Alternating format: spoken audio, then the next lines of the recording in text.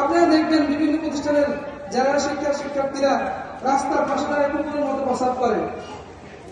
আমাদের মাধ্যমিক শিক্ষার্থীরা কখনো দেখেছে রাস্তার পাশে দাঁড়া কুকুরের মতো প্রস্রাব করতে? করে না। এই ভবিষ্যৎ প্রজন্মকে আপডেট করছে।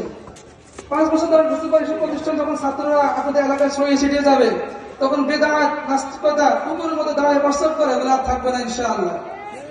এই জন্য আমি বলতে চাই, আমাদের এই এলাকায় যারা স্থানীয় আছেন, আপনারা একটু এগিয়ে আসবেন, আপনারা একটু রহমত মনে করবেন, অনেকে একটু নাকা চোখে দেখে, কানা চোখে দেখে যে দেখো মোড়ে মোড়ে মাদ্রাসা হচ্ছে, মানে তার কত মাথা ব্যথা। মোড়ে মোড়ে মাদ্রাসা হচ্ছে দেখে তার এটা চিন্তা আসতেছে না। সে কি মাদ্রাসা খরচ করে পরিচালনা করে, তার কত মাথা ব্যথা। শয়তান তার মাথার মধ্যে ঢুকাই দিচ্ছে, দেখো তোমাদের প্রতি মোড়ে মোড়ে মাদ্রাসা। তার মাথার মধ্যে শয়তান এটা ঢুকায় না যে তোমাদের বাসার সামনে থেকে শুরু করে মুদি দোকান আছে 10টা। একটা মুদি দোকানে যে পণ্য পাওয়া যায়, 10টা দোকান সেই মুদি দোকানে সেই পণ্য পাওয়া যায়।